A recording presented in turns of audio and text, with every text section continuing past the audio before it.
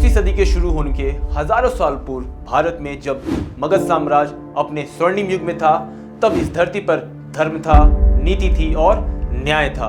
यह वही भूमि है जहां बुद्ध ने ज्ञान पाया, कौटिल्य ने नीति शास्त्र लिखा और आर्यभट्ट ने तारों में गणित खोज निकाली। लेकिन आज जिस धरती पर कभी नीति शास्त्र लिखा गया था, आज वहां राजनीति का खेल खेला जा रहा है।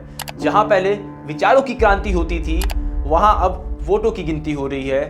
जहां पहले गुरुकुल थे, अब वहां गिरोह हैं। और जहां कभी जनसेवा होती थी, अब वहां सत्ता की सेवा हो रही है। आज वही बिहार जो कभी भारत को दिशा देने का काम करता था, आज वो खुद अपनी दशा पर एक सवाल बन गया है। गरीबी, पलायन, जातिवाद और अपराध ने उस गौरव को निगल लिया। अंग्रेजों के जाने के बाद उनका छोड़ा हुआ विभाजन का बीज आज भी हमारे समाज में जिंदा है। बस अब उसके माली बदल गए हैं, चेहरे अपने हैं, मगर नीयत वही है।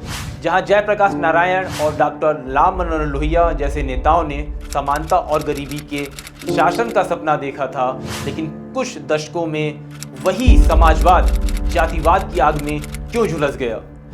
कैसे समाज के उत्थान का आंदोलन सत्ता के जाति समीकरणों में बदल गया। जहां हम जानेंगे लोहिया से लालू तक की कहानी, समाजवाद से जातिवाद तक की यात्रा। जब इंसानियत में खतरा हो, इंसान नहीं रहेगा तो मस्जिद में इबादत कौन देने जाएगा? इंसान नहीं रहेगा तो मंदिर में घंटी कौन बजाएगा? 1940 के 50 के दशक में जब भारत की राजनीति पर कांग्रेस का दबदबा था, इस दौर में डॉक्टर राम मनोहर लोहिया और जयप्रकाश नारायण ने समाजवाद की एक नई राह दिखाई, जहां लक्ष्य था गरीबी मिटाना, समान अवसर देना, जाति धर्म ऊंच नीच से परे समाज बनाना। लोहिया कहते थे पिछड़ों को 60% हिस्सेदारी मिलनी चाहिए। ये नारा उस समय समानता की दिशा में एक क्रांतिकारी नारा था, लेकिन आने वाले दशकों में यही नारा राजनीतिक हथियार बन गया। 1970 के दशक में भ्रष्टाचार और तानाशाही के खिलाफ जेपी आंदोलन ने पूरे देश को हिला के रख दिया। जेपी ने युवाओं से कहा, सत्ता नहीं व्यवस्था बदलो। लेकिन जब आंदोलन खत्म हुआ तो जेपी के शिष्य अलग अलग दिशाओं में बिखर गए। किसी ने सत्ता थामी, किसी ने जाति की पहचान को हथियार बनाया।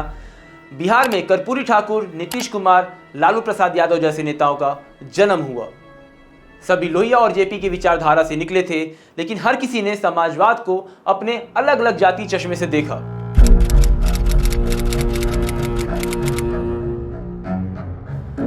उन्नीस सौ 77 में जब कर्पूरी ठाकुर बिहार के मुख्यमंत्री बने, उन्होंने कर्पूरी योजना के तहत पिछड़े वर्गों को आरक्षण दिया, जो समाज में गहरी जाति खाई छोड़ गई। उच्च जातियों में असंतोष फैल गया और राजनीति पहली बार हम बनाम वे के स्वर में खड़ी हो गई। समाजवाद का उदय, सबको जोड़ना। अब राजनीति का लक्ष्य था अपनी जात को जोड़ना।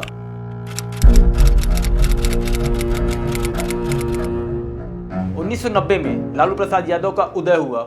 उन्होंने खुद को गरीबों और पिछड़ों का मसीहा बताया। लालू ने लोहिया और जेपी की समाजवाद की विरासत को भूरा बाल साफ करो जैसे नारों में बदल दिया, जहां भू मतलब भूमियार, रा मतलब राजपूत, बा मतलब ब्राह्मण और ला मतलब लाला, अर्थात उच्च जातियों के खिलाफ एक साफ राजनीतिक संदेश था।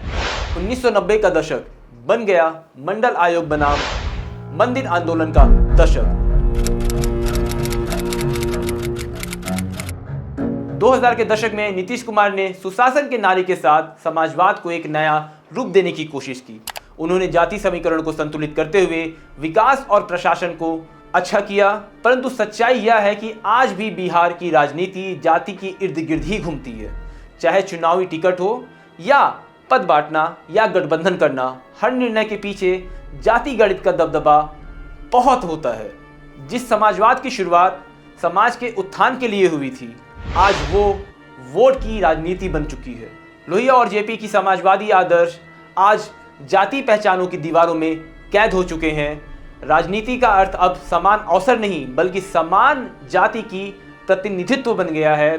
बिहार के समाजवाद की कहानी हमें एक बड़ी सीख देती है कि जब विचारधारा पर जाति का रंग चढ़ जाता है तो समाज बदलने का सपना सत्ता पाने के खेल में बदल जाता है। आज का सवाल यह है, क्या आने वाली पीढ़ी समाजवाद के असली अर्थ को फिर से जगा पाएगी या बिहार की राजनीति हमेशा की तरह जाति समीकरणों में कैद रहेगी?